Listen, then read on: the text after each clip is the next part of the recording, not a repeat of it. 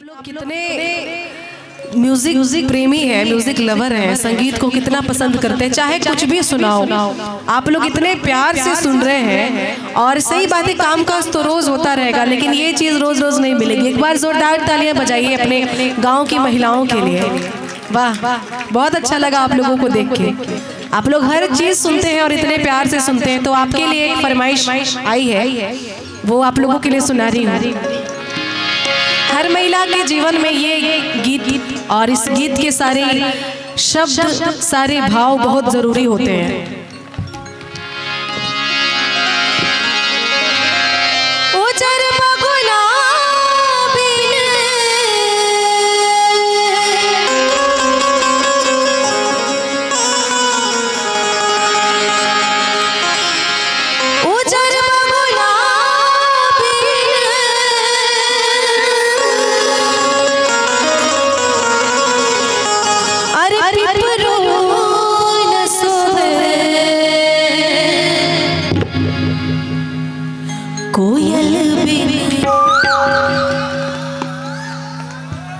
एक बार फिर से,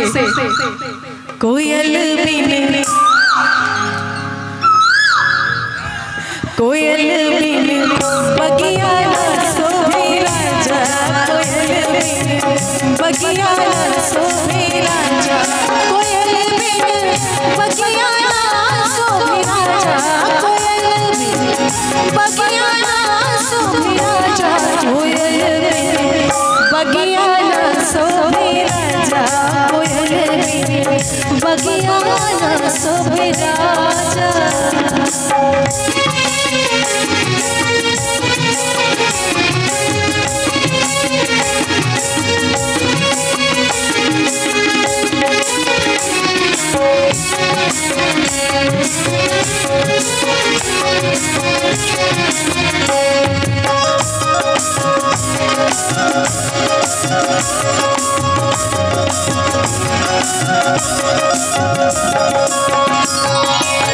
सास ससुर बिन ससुर न सोहे,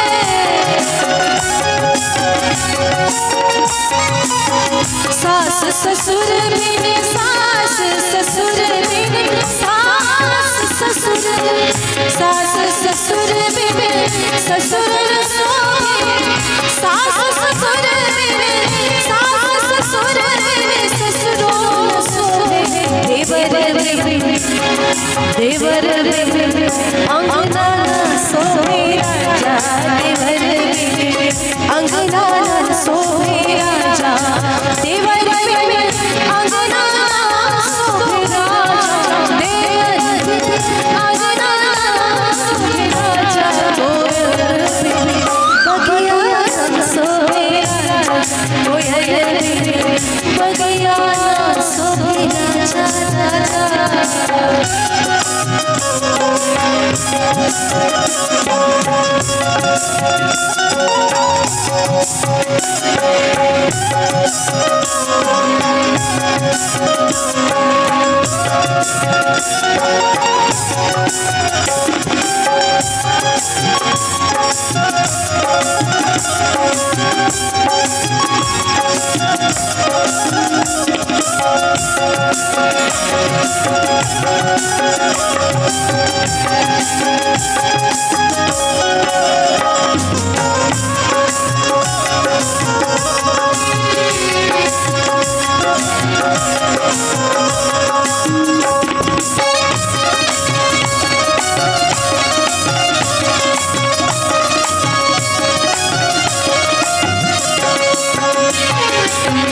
भाई भतीजा बिन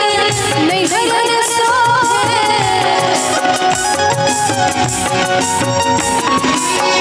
भाई भतीजा बिन नैहर न सोहे, भाई भतीजा बिन नैहर न सोहे, भाई भतीजा बिन नैहरो न सोहे, सैया रे बिन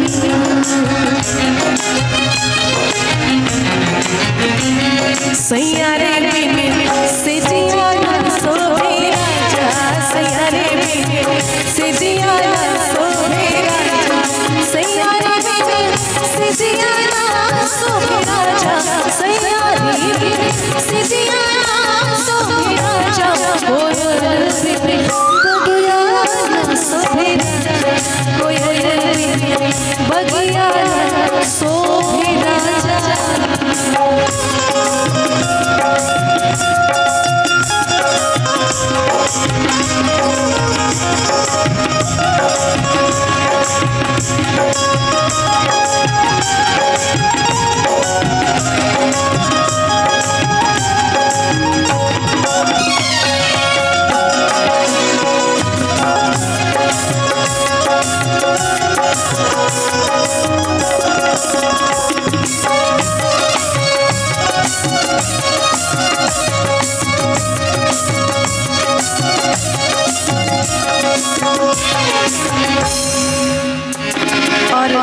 और इस गीत में जितनी भी चीजें हैं औरतों के लिए,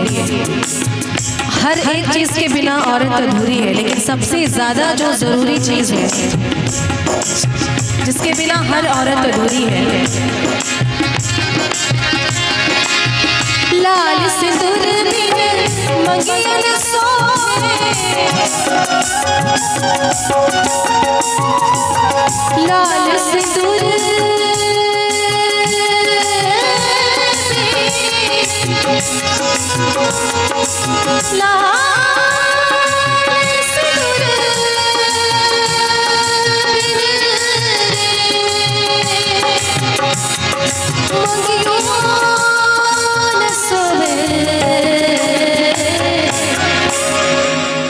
लाल सिंदूर बिन मंगियो न शोभे, बालक बिन